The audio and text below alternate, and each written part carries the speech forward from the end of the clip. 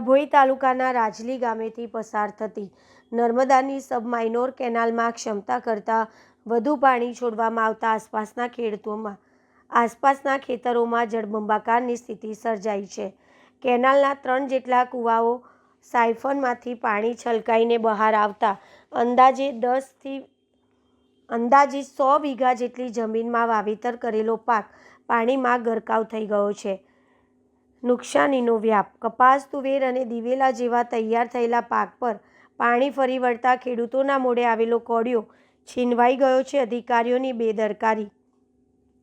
સ્થાનિક ખેડૂતોએ છેલ્લા 3 દિવસથી નર્મદા નિગમના અધિકારીઓને પાણીનું લેવલ ઘટાડવા, રૂલ લેવલ જાળવવા રજૂઆત કરી રહ્યા છે, પરંતુ તંત્ર દ્વારા કોઈ નક્કર પગલાં લેવામાં આવ્યા નથી। કુદરત અને તંત્રનો બેવડો માર।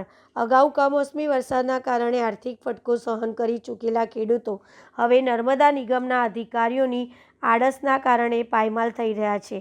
ખેડૂતોનો આક્રોશ અને વારંવાર ફોન કર્યા અને રૂબરૂ રજૂઆત કરી છતાં અધિકારીઓ નિંદ્રામાં હોય તેમ લાગે છે। જો સમયસર પાણી બંધ કરાયું હોત તો અમારો લાખોનો પાક બચી ગયો હોત। હવે આ નુકસાનીની ભરપાઈ કોણ કરશે? સ્થિતિની ગંભીરતા। કેનાલના પાણી સતત ખેતરોમાં ઘૂસી રહ્યા હોવાથી જમીનનું ધોવાણ થવાની પણ ભીતિ સેવાઈ રહી છે। એક તરફ સરકાર ખેડૂતોની આવક બમણી કરવાની વાતો કરે છે, જ્યારે બીજી તરફ નર્મદા નિગમના સરકારી વિભાગોની આવી બેદરકારી ખેડૂતોને દેવાના ડુંગર નીચે દબાવી રહી છે। ડભોઈ તાલુકાના રાજલી ગામે જે રાજલી સબમાઇનોર કેનલ, રાજલી માઇનોર કેનલમાં પાણી આવે છે અને પાણી જરૂરિયાત પ્રમાણે આવતું હોય તો અમને કંઈ વાંધો નથી। પાણી બિનજરૂરી એટલું બધું આવે છે। આજે 3 દિવસ 4 દિવસ પહેલાં પણ નિગમના અધિકારીઓને રજૂઆત કરી હતી। વારંવાર રજૂઆત કરવા છતાં પણ કેનલનું રૂલ લેવલ ડાઉન કર્યું નથી। અત્યારે પણ એટલું ને એટલું પાણી આવે છે, જે આપણે પાછળ દ્રશ્યોમાં જોઈ રહ્યા છો, જેમ કે ઘૂંટણસમાં પાણી ભરાઈ ગયા છે। ઓછામાં ઓછું 100-150 વીઘાથી વધારે નુકસાન થઈ ચૂક્યું છે। કપાસ, દિવેલા, તુવેરા, પાછળ તુવેરમાં દેખાય છે, બહુ જ પાણી ભરાઈ ચૂક્યું છે।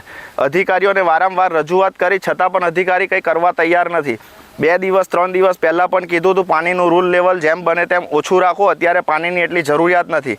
અધિકારીઓની તમામ બેદરકારીના કારણે ખેડૂતોનું નુકસાન થઈ રહ્યું છે। જો પાણી કદાચ જરૂરિયાત હોય ને જરૂરિયાતના કારણે થોડું ઘણું નુકસાન થતું હોય તો ખેડૂત વેઠી શકે। અધિકારીની તમામ બેદરકારીના કારણે નુકસાન થઈ રહ્યું છે। હા, શું સમસ્યા છે તમારી?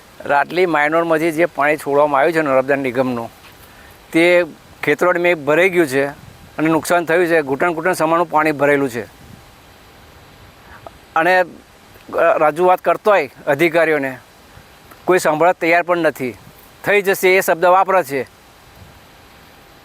કેટલા વીઘામાં નુકસાન હશે? 101 વીઘામાં નુકસાન છે। કયો પાક? કપાસ, દિવેલા, તુવેર ને વાલ।